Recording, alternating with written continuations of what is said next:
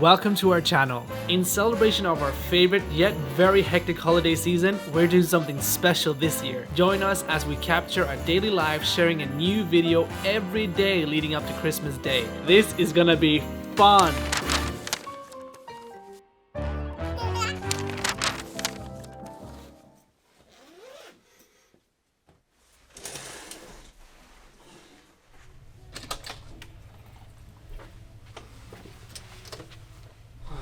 Oh god, good morning guys. I don't know how I'm gonna do this today. We're at the airport, a hotel, and I am exhausted. Maybe you can see by my face, I edited up till midnight.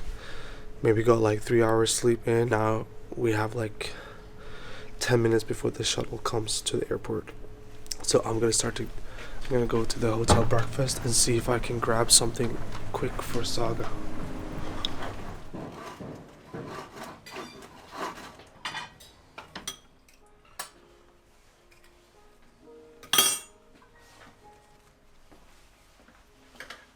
We asked you to ask us your best questions, and man, you really delivered.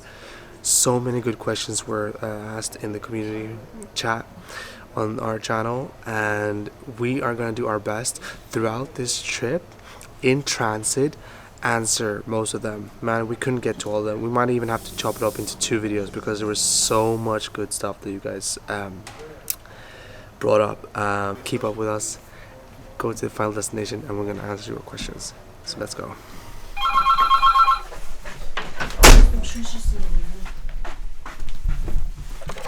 Hello?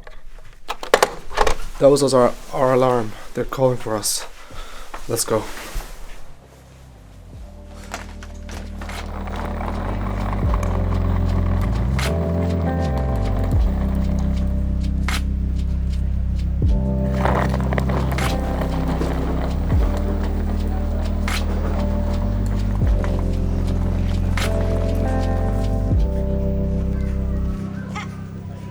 Answering your questions here at the airport. This is going to be a fun one. Welcome to Vlogmas. We're on some sort of day. We're commuting. We're traveling. Hi Maya and Max. I've been thinking recently about the facts that Saga is learning 2 languages, knowing Maya is Black, Canadian, American, and Filipina. I'm curious if you all plan to teach Saga Filipino language too, soon or later. Thank you for being open to our questions. Saga is speaking Swedish and English. I speak Swedish and English. Unfortunately, I don't speak my mom's dialect, which is Bisaya. So yeah, I totally would if I did, but I don't.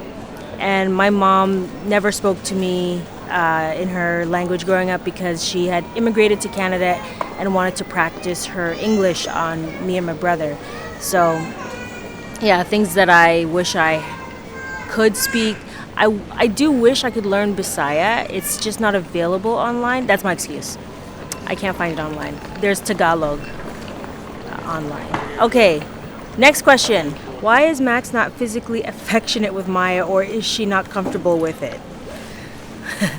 Should I let you answer that, or should I start it off?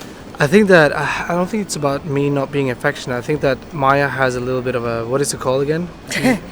PDA? PDA. I'm not into public display of affection at all. Yeah. At all. I think that it's a matter of respect for one another in a relationship where you have to see through that and not make it about yourself. Because sometimes I feel like there's like this thing of mine where it's like, I don't feel seen, I don't feel heard. I feel like I'm very, very tired. I'm not sure if I'm answering this question correct, but I think mainly that's what it boils down to. It's not that we're very affectionate with each other off camera, and not just off camera, like in public in general. I think it's when we're at home and we're very cozy with one another. And you guys have seen us kiss on thumbnails and in our videos too. It's just not the prominent side of both of us. So I hope that answered that question somewhat. Man, I need a coffee.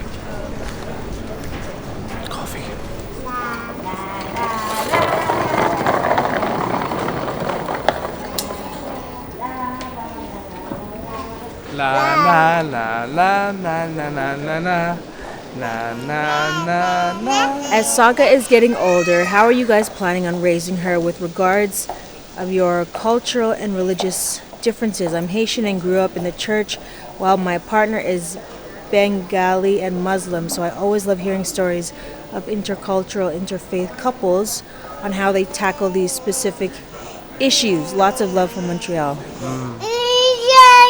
a really good question. Culturally, she's Swedish right now. Yeah, she is. She's brought up in Sweden with whether we try as much to be, international and apply all the cultures that we've, seen in our travels, your cultures too. I think inevitably it's going to be predominantly Swedish because that's where we are.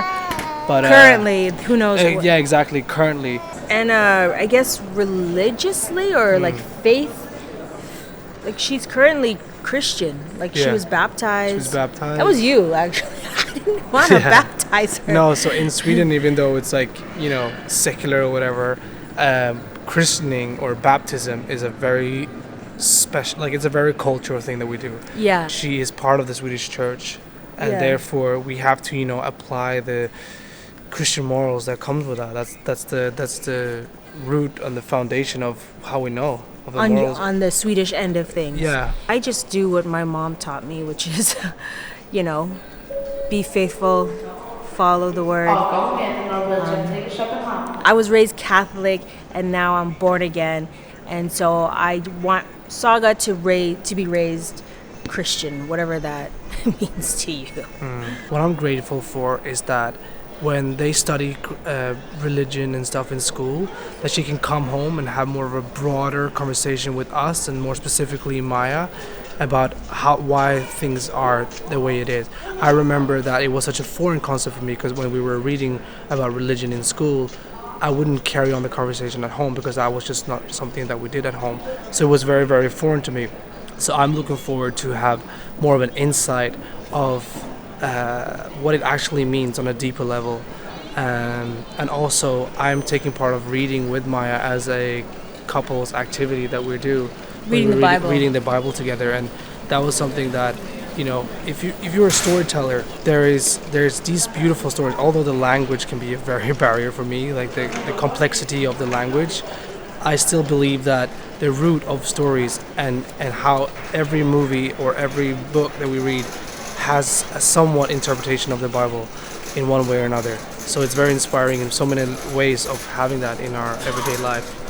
I don't know if that answers your question, but that's my take on it. Yeah, we're fairly in the same arena, so I think so. It's not like me believing in Jesus goes against. No, it doesn't. If anything, I think it's a positive thing. Yeah. I think I'm grateful that we have a household where faith is above everything, where we can always cherish each other with inspirational. We're constantly praying. Yeah. Like we pray over food, we pray over trips when we're traveling. We're just so. And honestly, if I wasn't with Maya, I would have applied some way of gratitude in my everyday life, because it just feels so purposeless, if that's a word. Right, yeah. Without it. Meaningless. Meaningless is the word I'm looking for. Purposeless. And then to answer your question about the culture, it's going to be interesting because I can't speak to what Saga is going to identify as. Right. I can make guesses. I can even put my ideas on her because I'm like, ain't no way, no how you is any black anything. Right. Where? Who? But that's just me. So I have no idea.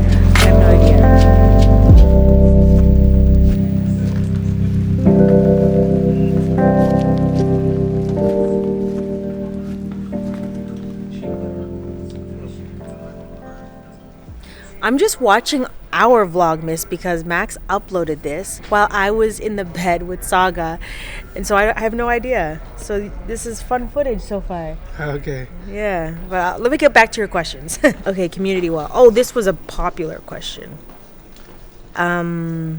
This is so intellectual. Maya, I was gonna do a voice, but I won't. Maya. Does it cause any internal dissonance to be black and Asian but have a child who is white passing? Have you been able to find community with other non-white women? I like how I'm nodding mothers as if I'm going in to answer. Sweden. Sorry, in Sweden. How do you currently hope to share these aspects of your culture and identity with Saga? No, I mean, we have that vlog where I went to Malma, so there was diversity there. Actually, no, I do have a friend. I have a friend, Nana. I'm trying to think. And Victoria, both in Göteborg, Gothenburg, who are women of color who have kids. But, okay, so I do have that, so I'm grateful for that community.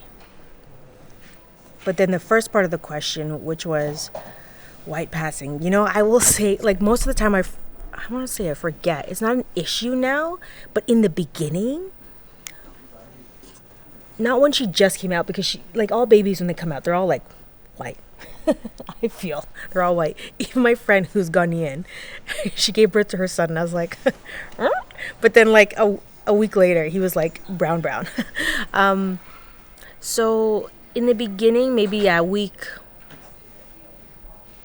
the first few weeks, months, I felt like awkward going into public places, especially breastfeeding. Because I'm like, in my head, I'm like, I swear I didn't steal. Like, I'm not breastfeeding my client's child. Like, I'm not the milkmaid, I swear. That's how I felt.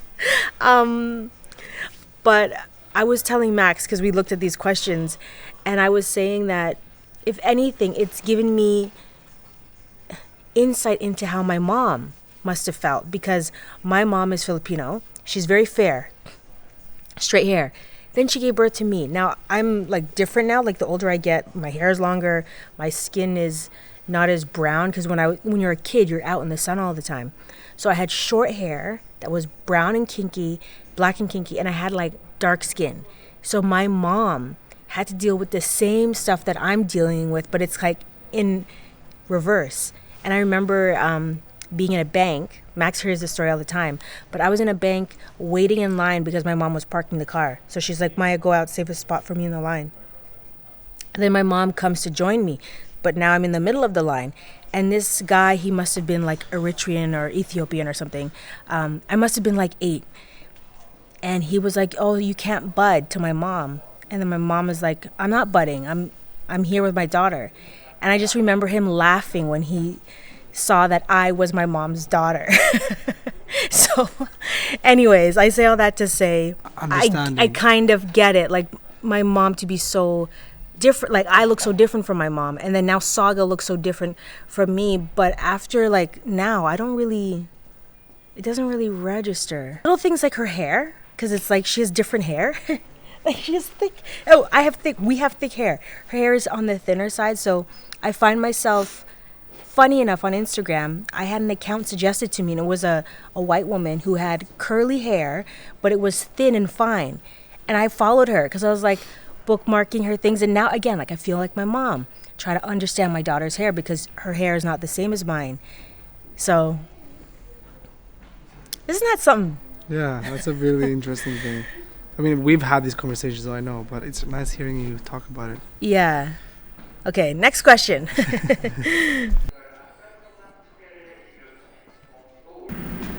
You're a genius, you know that? Do you know that you're a genius? Jeez. Look, my lipstick. This is what happens when you are so tired. You're doing such an amazing job, Max. You really are. I'm so tired. Okay, so I'm going to lose it. Okay. Question. We just enjoyed this question, so we're going to answer it. You both are great content creators. In 10 years from now, what creative pursuits would you like to be involved with separately or individually? Oh. Maybe they meant both. Together or separately. Well, well, if I say together, I think that the Max and Maya Living, I want that to keep grow as a family company, family business. I'm going to be 50 by then. Yeah, 50, and I'll be 30 by then. But it would just be more fun to keep exploring as a family, do adventures together, find new spaces where we can excel and learn and grow from, and then share that as a family. I think that's maybe a vague answer and not so concrete, but I think what we've created already as a foundation that is what I want to continue to grow on as a family. And who knows? I don't know if it will look the same in the future, because I know you have stuff going on for you. I have stuff going on for me. But what I do know is that us as a unit, as a family, will help each other one way or another. Maybe not Max and my living, I don't know. But whatever you pursue, I will be there supporting you and helping you with that, and vice versa. Thank you. Both individually. Individually, yeah. I mean, we've heard a little bit about you. If you saw the video of Maya, she's working on a very exciting project now. Is that Yeah, you will share your, or you want me to? I'll share mine then. Individually, I think I want to get more into writing. It's something that I started in LA. I was writing like a script for a show, and then Celibate, it was called. It's called Celibate. I don't know if I told them. It was a sitcom. It was a comedy So much called fun. Celibate, and I was like on the cusp of like getting an agent for writing. Yeah. She and had then- readings at her home. I had, brought yeah. actors in. Oh my gosh, I forgot about that. Oh my gosh, and then I was in it too. There's a Swedish guy, the oh love yeah, interest, the cleaner. I wrote Max into it. who's listening to Swedish rap music. Wow, that's a whole other video. I wrote an entire episode. I got an agent to read it, and they're like, "This is good enough to get you into a writer's room, but maybe not. Like, this needs a lot of work." Anyways, then the pandemic happened. I was like, "Nope, ain't doing nope." that, no. The thing I'm not doing is something that is attached to like a big network. Right. I don't want that, because being attached to a network means you cannot be who you need to be if you're like me, who is very like unrestrained. Like Right. you can't tell me what I can and can't say. Right.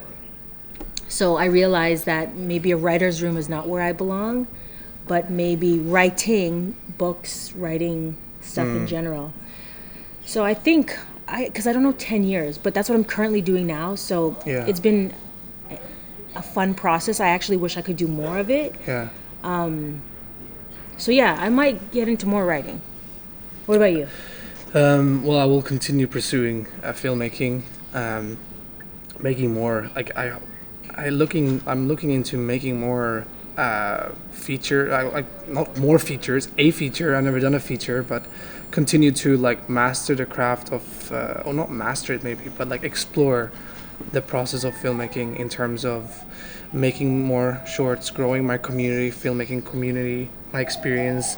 But I also want to be able to, because I'm an adventurer by nature, I like to travel by nature, and I want to be able to bring my... Well, documentaries Yeah, too. documentaries, yeah, for sure. Like I Yeah. want to be able to bring my craft and combine that with my interest in adventures together, like also together. I would like to do more of that together. Yeah, I think that, like specifically, also I used to do a lot of volunteer work when I was younger, and we've done it Can together. we share that?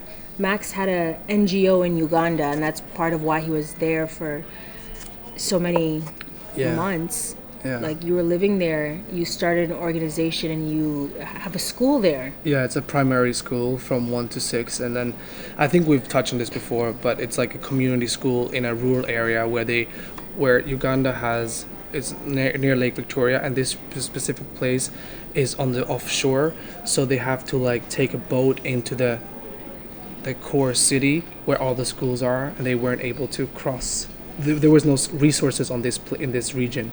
So they built a school there, my friend Richard, and then we helped with resources in order to keep this school going, and then allowing people to pay school fees who could afford it, so that it will cover for, I think, the capacity of 50 orphans. Orphans? I didn't even know there were orphans. No, it was a percentage of the kids, the students were orphans, and they were funded by the sort of ecosystem that was created through the school. So because some kids can afford education, but they can't afford transport and education, but because the school comes there, they can afford the education. Yeah. So anyway, but then it was like I felt like I was out of place because I was just helping because I was eager to help and support, now I want to let people who have their expertise in social work do their thing, and I want to provide with what I think is my like thing, which is storytelling yeah. and like and documentary, like where it's more of a merging collaboration. Yeah. So Which that's- kind of brings me, because I'm sorry to interrupt, but like I'm on the exact same page as Max when Yeah. it comes to that. Part of why I fell in love with him, because when I had written the kind of man that I wanted to marry, it was, he's so caring that he probably it's too early for this. he probably has some kind of charity or works in that field. And then enter Max, and then when he told me that, and I'm like, read this, what I wrote about this man, and he was everything I had written. So what a full circle moment that we were in Guatemala like 6 yeah, months ago, okay. and like filming. yeah, so at the top of the year we went to Guatemala as a family, and Max is filming Casa Materna, which is an organization funded by Hava Foundation, and they work with indigenous families, and they're a birthing center. And so Max and I are filming, they're watching our daughter, and it was so inspiring and fulfilling. Yeah. And I want to work more in that. And when you were saying all these things about documentary thing, I'm like, yes, I actually want to do Yeah. more of that. Like, Yeah. because we had so much fun, we were so inspired as a family, and it had meaning and purpose. Right. Like, we're helping to spread this message. So if you want to find out more about them, I will link them in the info box below, because Max filmed their fundraiser video, and they're having a fundraiser. So all the money that they raise, What do you need? all the money that they raise goes directly to the staff and the facilities. All the volunteers, myself, Max, the owner, the founder, and the amazing volunteers get no money. So you know that every dollar you contribute goes directly to the people that need it. And this is like a shameless plug. If you donate now before January 6th, they have a donor that will match your dollar. So they'll match dollar for dollar. So if you are looking to tithe and give this season from someone who has worked directly with these families, this organization, I know the people inside and out in terms of like the people in the US, the people in Guatemala. It's just beautiful. It's really like, I really want to work more with them actually. So I will link them in the info box below. We had a little incident here, so I need some paper towel. Oh, you need? Yeah. For her. Oh, okay. Next one.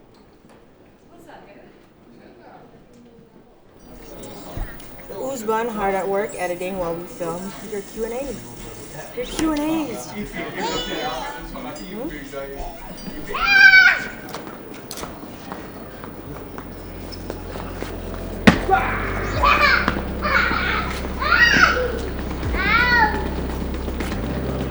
She keeps fake falling, Maya. No, I know.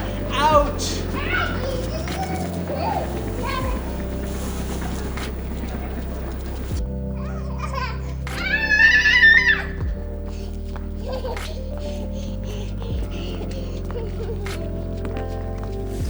Let's get on this train. Train? Plane! Big girl.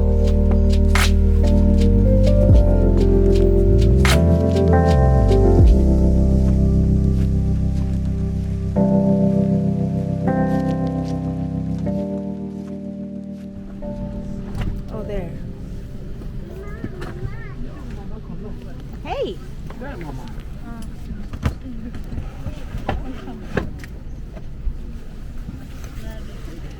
Where do you want to sit? The aisle, right?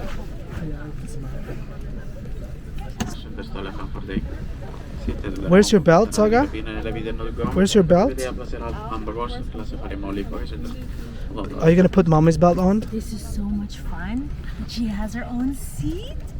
It's like we've traveled with her to how many countries? 7? 7 or 8, yeah. 7, 8 countries, and this is like so different.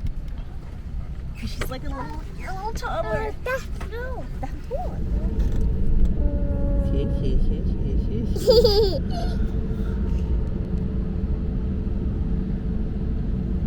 Uh-oh.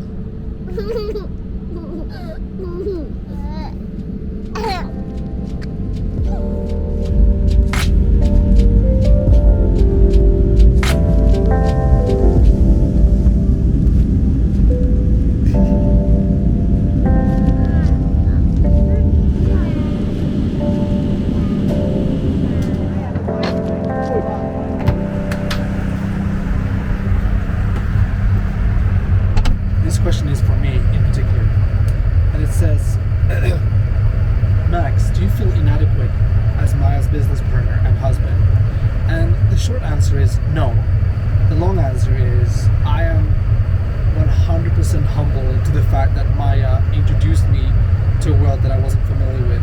She bought me my first camera as a gift, and she asked me to help her with one of her projects.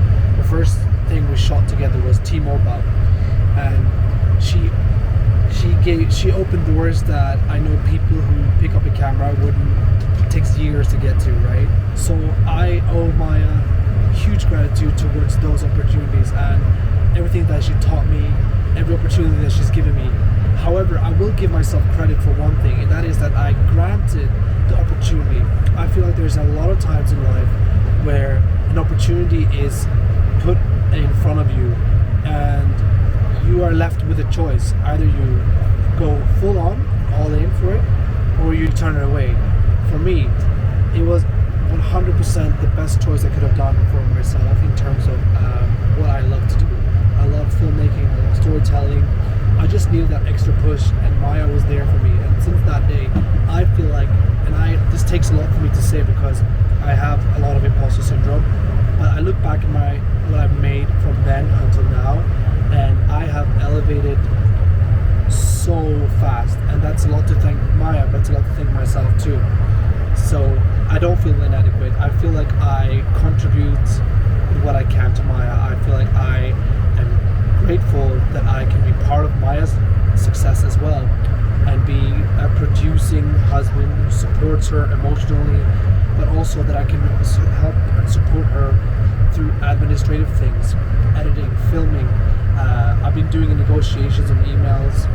I'm not a good manager, I would say, but I am a good team player. I have been struck with insecurities for sure, especially with like gender roles and stuff, how Maya was the breadwinner for the longest time. She's a woman, I'm a man.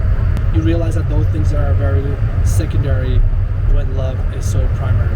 So I hope that answered your question.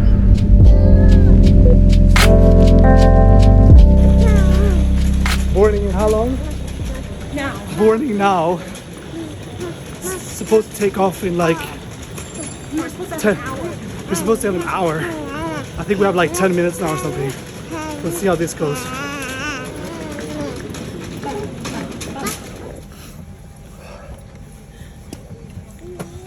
Sweat. We made it. We're on the plane. That was like trippy. Saga wiped out. She was on that little orange thing and she wiped out. You tripped on my foot. Yeah. But she was a trooper. She made it. And she hasn't slept yet. Big girl things.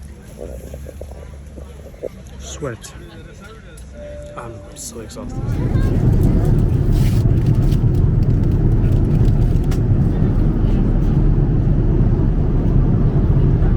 We've made it. We've made it. This has been fun traveling with us as we answer your questions. Oh, the question about kids, Max. Care to answer? Is it about, are you having another child or do you want one? I will say, I for sure, I've got another kid left in me. Yeah, I want to. However, Saga was born under very, very I'm saying tough circumstances. People I have don't it know worse. Oh, you're singing, huh? I can't stand this. Hold on. I feel a bit ridiculous for saying that we had crazy circumstances, but for us, what we were used to, giving birth to Saga, first of all, being pregnant when we were waiting for Maya's visa or her permanent residency. So when she was 6 months pregnant, we didn't even know where we were gonna live, and arrives into a new home that we haven't lived in, and then renovation. It was just it was. You get what I mean, though. It was just a lot. I just wanted to do it differently this time. I want to have a way more solid foundation to bring another. Yeah, 7. Yeah. So that is my thing. I'm so tired. Okay, yeah. Max is tired. I'll finish up the rest of that.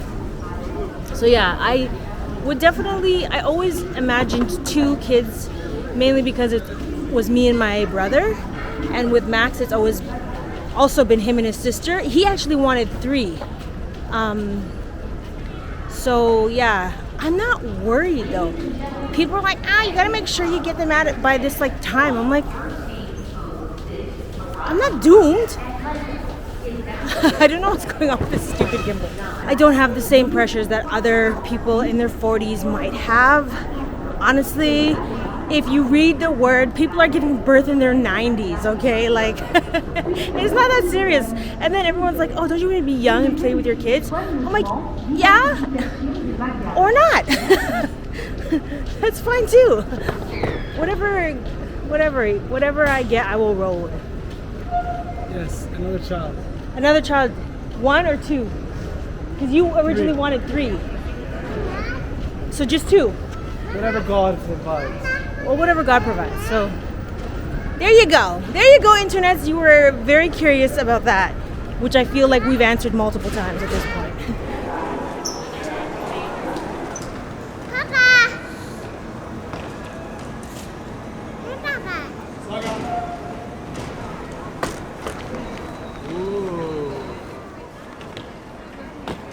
The most common question of all the questions that you asked was, could you consider yourself living in a city, and more specifically in Canada? And I don't know. Can we? Let's find out.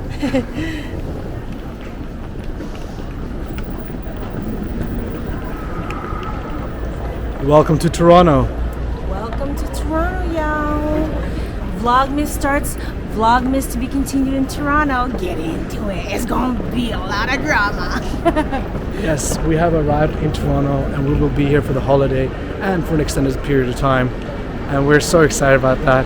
It's going to be way, way different from how our life is in Sweden. And you are going to tag along and watch the whole adventure every single day, because it is Vlogmas and we're uploading 1 video every day up until Christmas. Make sure you're subscribed, turn your notifications on to know when we upload next. See you tomorrow.